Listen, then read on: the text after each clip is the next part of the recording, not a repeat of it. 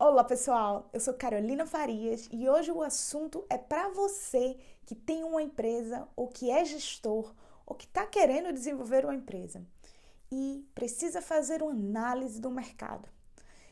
O assunto de hoje é como eu posso proteger o meu negócio do mercado competidor. Então, se você pensa que essa análise é só para empresas estruturadas no mercado, você está muito enganado. Vem comigo que eu vou te contar direito o que você precisa entender para fazer a análise do seu mercado, para o seu segmento e que estratégias você pode adotar para poder sair dessa competição acirrada.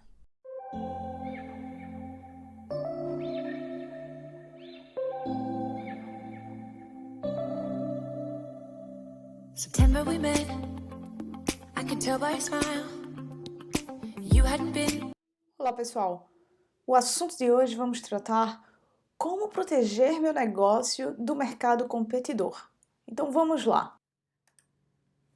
Dentro do modelo de Porter, a gente pode saber como a análise setorial da sua empresa, o conhecimento dessa análise, vai trazer vantagens competitivas para o seu negócio.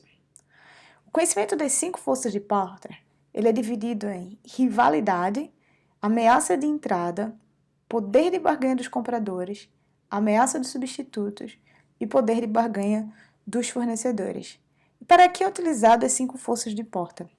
É utilizado na análise de mercado que está inserido em seu negócio. Através dessa análise, é possível identificar estratégias de gestão para poder tomar ações na sua empresa. Independente de estar inserido ou não em um mercado competitivo, é importante o conhecimento das 5 forças para criar abordagens atrativas e orientadas para o consumidor e ter um norte a seguir em todos os setores.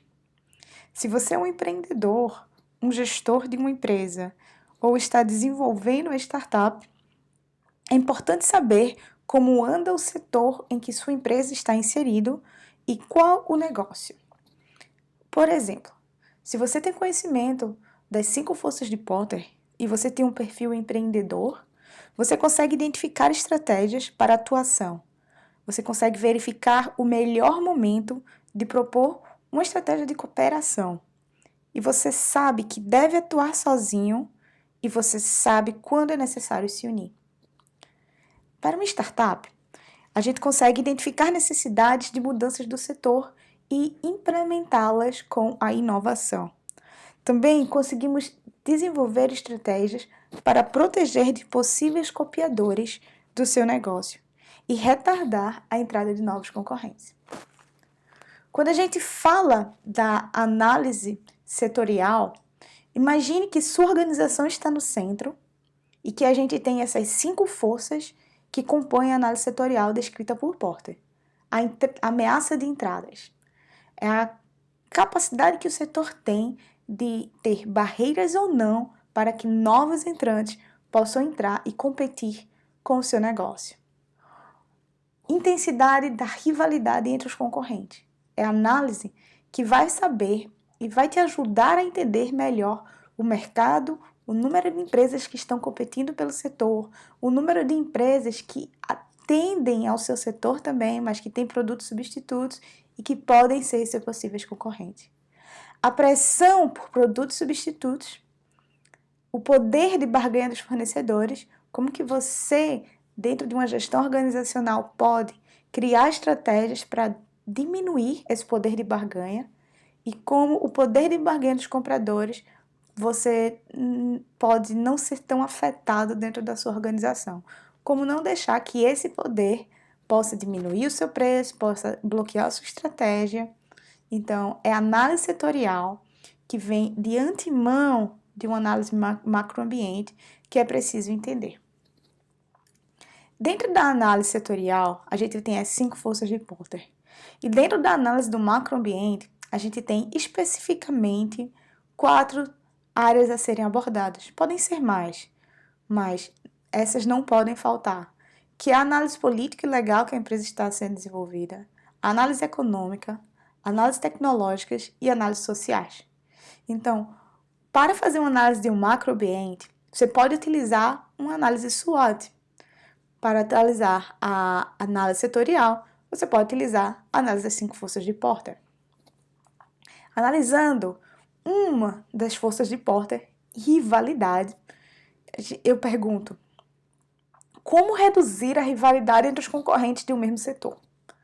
Primeira coisa que se faz necessário é você entender se o seu produto, se o seu negócio, se o seu setor está competitivo a uma competição altamente acirrada. Então, para reduzir essa rivalidade, primeiramente você tem que identificar qual é o nível dessa intensidade no seu mercado. E quando é que existe a rivalidade entre esses concorrentes? Então, vamos considerar algumas variáveis que possam ser analisadas.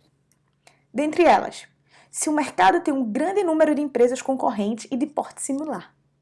Então, você tem que fazer uma análise, qual é o mercado que você está inserido, região geográfica, por exemplo, e analisar o número de empresas que conseguem dar suporte para o número de consumidores para o seu produto ou seu serviço.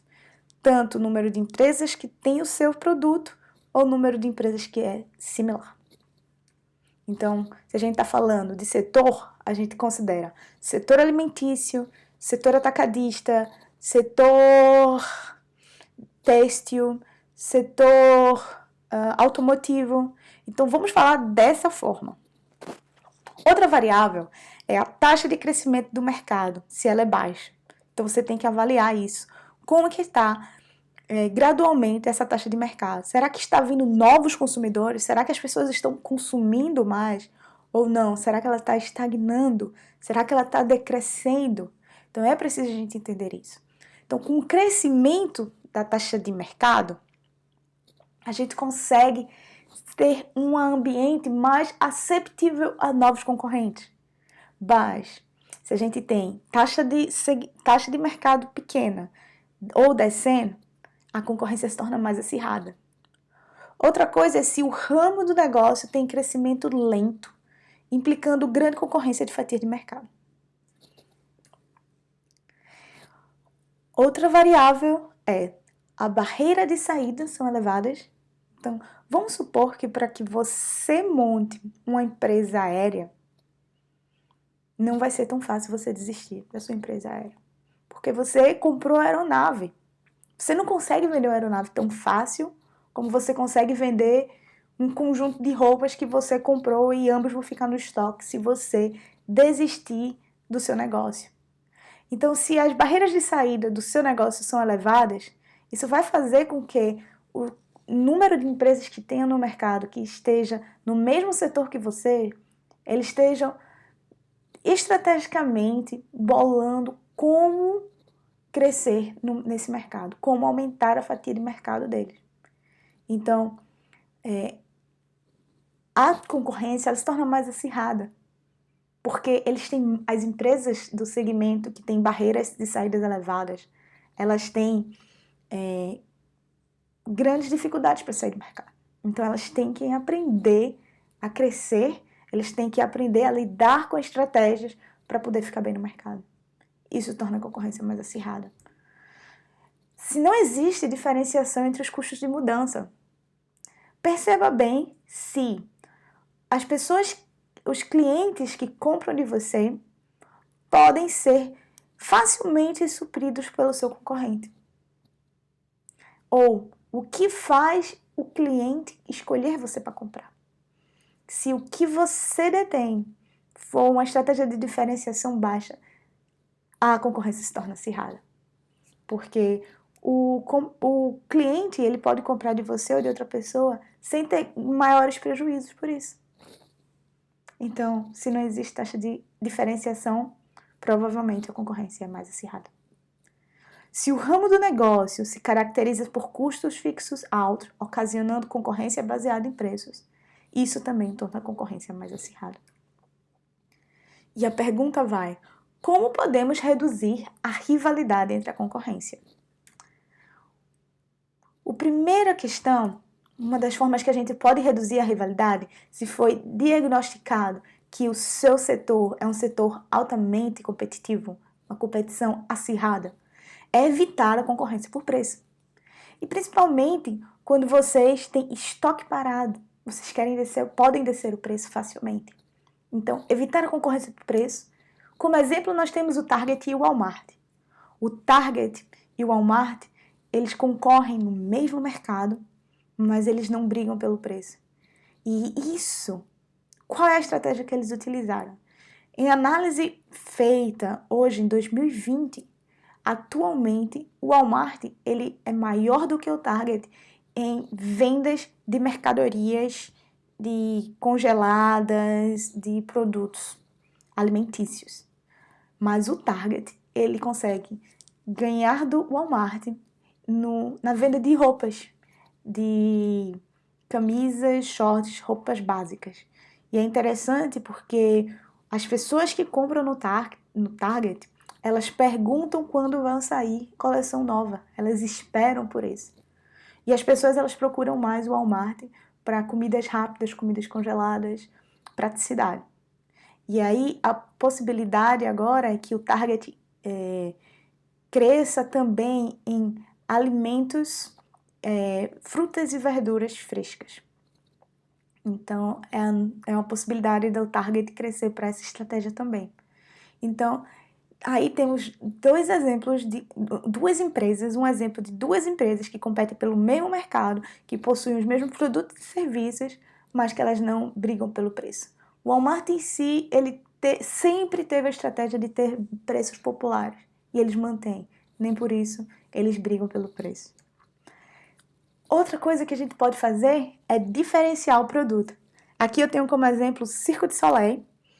Imagine você num período em que ninguém procurava o circo e que as pessoas não queriam pagar caro por isso. Vem o Cirque du Soleil e faz a reinvenção do circo e consegue com que as pessoas paguem mais por isso.